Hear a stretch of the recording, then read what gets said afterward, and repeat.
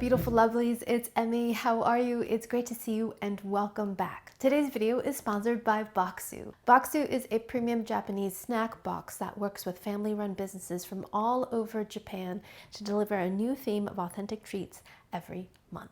So the holidays are fast approaching, and if you're like me, I love gifting consumable gifts, things that people can eat or drink or taste or try and won't necessarily take up a lot of space in someone's house. And Boxu is a perfect way to do that. Boxu sent me this for the holidays. Isn't it beautiful?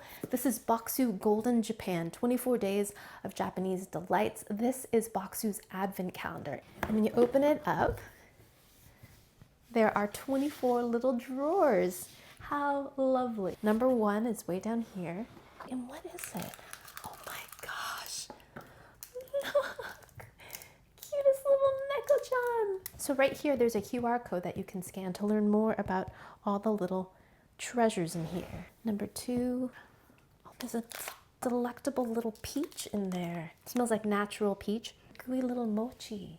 Look at this texture. Itadakimasu.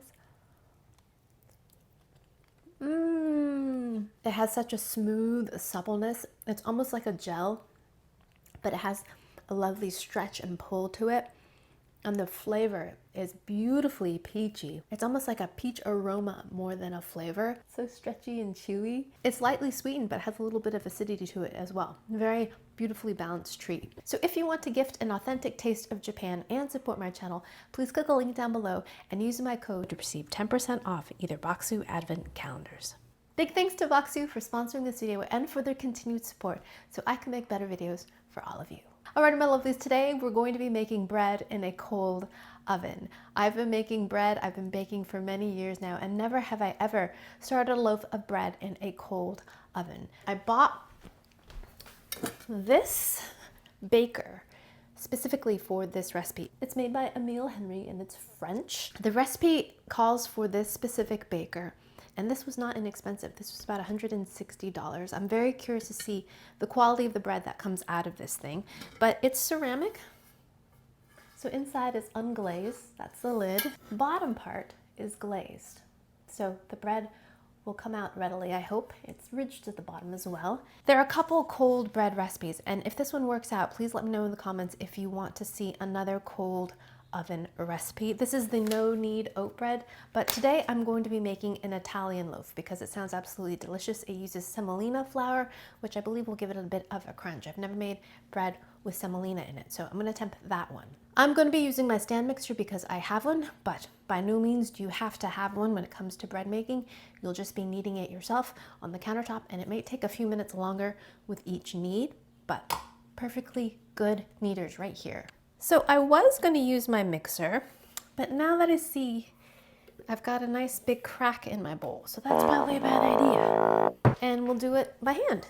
This recipe I found on the Emile Henry website. Usually when I bake, I prefer using weight measurement. I find it's more accurate, but this one was published with just volume measure. So that's what we're going to do, which is easier for those of you that don't have a scale. So when it comes to flour, it's recommended that you use another spoon to measure your flour into your measuring cup so it's a little bit lighter, and to level it off. So we need 2.5 cups of all-purpose flour, a 1/2 cup of semolina.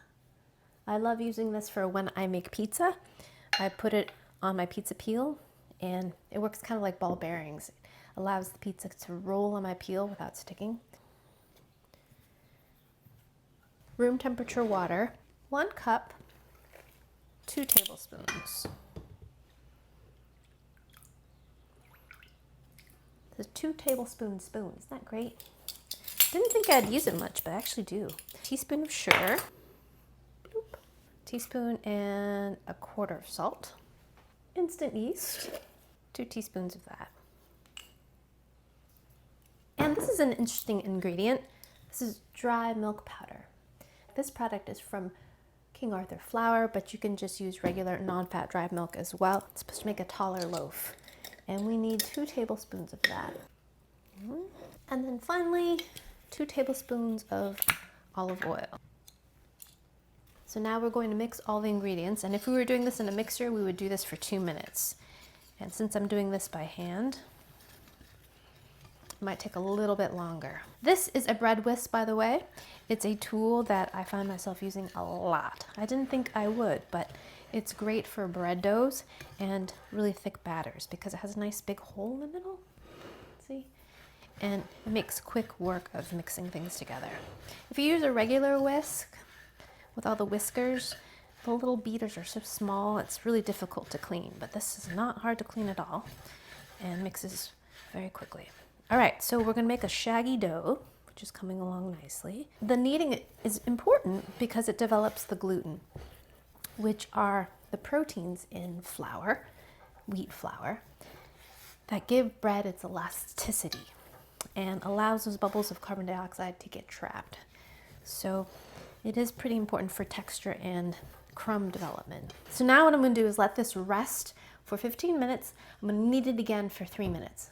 Rest it for another 15 minutes, knead it again for 10 minutes. And then we're gonna rest it again and then knead it again for another 10 minutes. So a total of 3 kneads. And then we're going to place it into an oiled bowl, cover it and allow it to rise for 1 hour. Then we're going to shape it into a 13-inch log and then place it in our oiled baker lined with semolina. Then we're going to let it rise again for about 45 minutes to an hour. At that point, you can take a sharp knife or a razor blade and make 3 half-inch slashes in the dough. And then we're going to put the lid on and put it in a cold oven. And then we'll set the temperature to 425 degrees. Bake it for 30 minutes. Then take off the lid and bake it for another 5 to 10 minutes or until it's golden on top or the internal temperature reaches 190 degrees Fahrenheit. Then we're going to remove the bread and allow it to cool on a rack. Alrighty, my lovelies, I am back with the cold oven bread, and I have to say, this isn't exactly what I envisioned. Look at it. First of all, my slashing, I used a lamb, and it kind of caught on the dough, so they weren't clean slashes. The technique of lining the pan with semolina and shortening worked beautifully. The bread came out very easily. And here it is. It did not rise as much as I expected it to. It was about as high as it was before I put it in the oven. So there was not a lot of spring. There's something called oven spring that often happens when you bake bread, especially when the oven is preheated. That hot temperature causes the yeast to quickly expand and grow, and you get a spring. And there's definitely not any spring here. And if so, very little. But I guess I shouldn't be surprised because the oven was cold.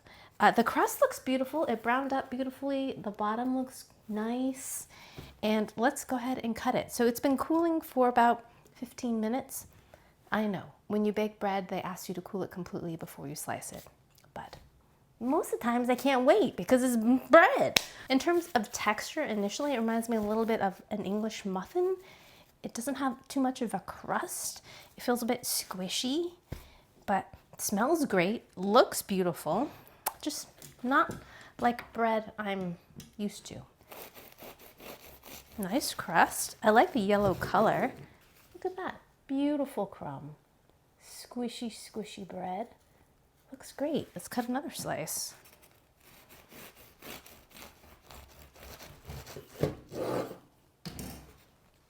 Beautiful. Wink, wink.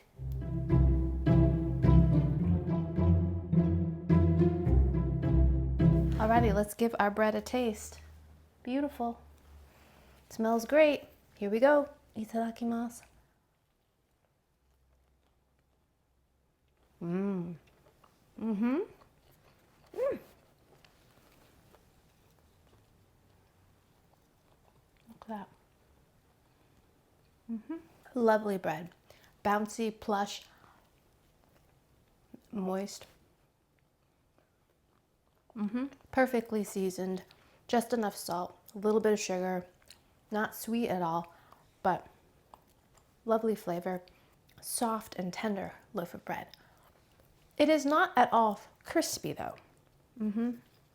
If anything, it's more of a moist loaf. Not like a quick bread though. Not like a banana bread or an Irish soda bread like that. When I say moist, I kind of think of those types of bread. It's not like that, but it's definitely not dry. It did say in the instructions, if you want a crisper texture, to place this back into the warm oven after it's done baking, leave the door ajar, and let the bread completely cool in the oven. So I think that residual heat kind of dries out the exterior a little bit, forming a bit more of a crust. But I, of course, could not wait. So I think I would do that the next time I would make this bread. Final thoughts.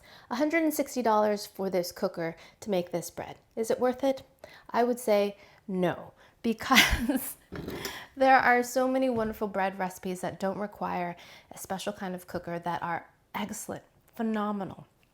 Don't need any special equipment whatsoever. You do need an oven. I'm a huge advocate of resourcefulness, so if you have a cast iron Dutch oven or 2 loaf pans for that matter, I've seen lots of different hacks using those typical items you have already to make bread in a little cloche or a baker, to make your own. You don't need to spend the money necessarily to make bread like this. I was just curious about this because of the price and also because of the cold oven technique. Now, this bread is quite delicious. I love the idea of using a cold oven. If you've tried a cold oven technique and have more information on its merits, let me know down in the comments. I'm all ears.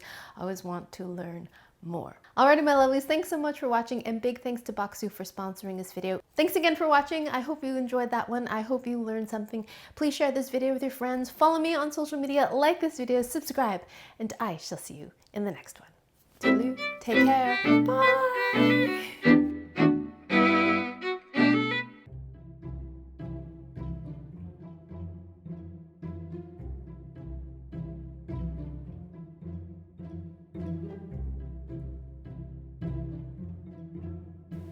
All right, it's time to go get some butter.